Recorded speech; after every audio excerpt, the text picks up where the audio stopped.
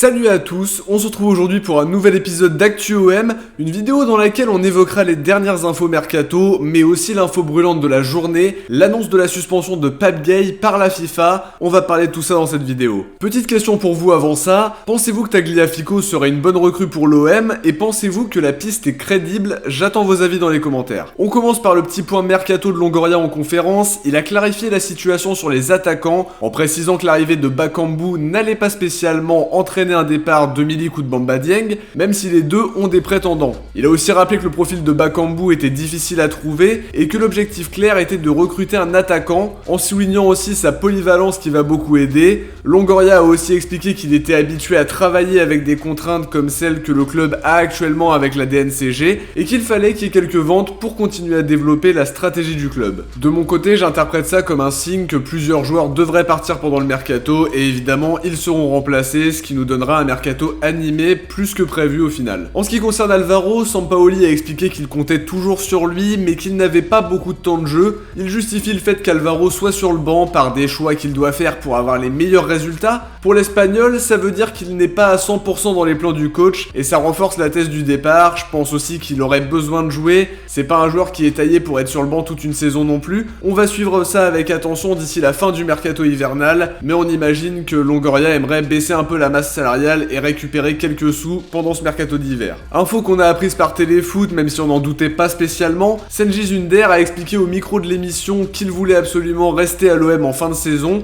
Pas plus d'infos là-dessus, mais on en saura plus dans un entretien qui sera diffusé ce dimanche sur TF1. Concernant Kolasinac, la Provence expliquait que des discussions avaient bien avancé. Depuis, on a eu la confirmation de RMC qui explique que le dossier est en bonne voie, mais que l'OM doit vendre des joueurs pour le faire signer. La piste la plus chaude est évidemment celle du départ de Benedetto à Boca qui devrait très vite intervenir. Tixport, qui sont plutôt bien informés dans la globalité, ont indiqué que Boca attend l'accord définitif de l'OM ce vendredi. On n'a pas eu d'infos depuis, mais le club argentin a envie de boucler le dossier très rapidement, une officialisation qui pourrait donc permettre l'arrivée de Kolasinac. À ce poste de latéral gauche, c'est pas la seule piste, même si celle dont je vais vous parler est beaucoup plus compliquée. L'OM a ciblé Tagliafico, le latéral gauche de l'Ajax, une info lancée par RMC qui précise que Sampaoli le connaît très bien par rapport à son passage à la tête de l'Argentine. Seulement l'OM peut proposer qu'un prêt avec option d'achat qui va peut-être pas arranger l'Ajax. Plusieurs obstacles, c'est assez cher en indemnité, il y a la concurrence de clubs anglais, l'Ajax veut aussi sûrement compter sur lui pour les huitièmes de LDC, ça fait pas mal d'éléments qu'il faut prendre en compte. La source indique que le club pourrait attendre l'été prochain à un an de la fin de son contrat pour avoir un peu plus de marge de manœuvre dans les négociations. Tout ce qu'on peut savoir dans tout ça, c'est que Sampaoli en a fait sa priorité et que ses dirigeants le savent. Une réunion est prévue entre le club et l'agent de Tagliafico pour tenter d'avancer sur un éventuel transfert à l'OM, une preuve que le joueur n'est pas insensible à l'intérêt, une opération quand même compliquée mais qui serait vraiment un coup exceptionnel sur le marché des transferts et une très grosse recrue pour l'effectif de Sampaoli. On termine maintenant cette vidéo en parlant de la situation par rapport à Pape Gueye. Alors qu'il est à la CAN, on s'est étonné de pas le voir sur la feuille de match avec le Sénégal. C'est Aliou Cissé qui a éclairci la chose en précisant que la FIFA avait décidé de suspendre Pape Gueye par rapport au litige qui existe entre Watford et Marseille. Alors je me souviens qu'à l'époque, Eric Roy, qui était directeur sportif à Watford, avait expliqué que l'affaire n'allait pas en rester là. Pour le petit rappel, il devait jouer pour Watford avec qui il a signé un contrat. Avec son nouvel agent, il avait contesté des irrégularités dans le contrat et estimant avoir donc été abusé par son ex-agent, il avait annoncé dans un communiqué qu'il se considérait comme libre de tout contrat et derrière, il a rejoint l'OM.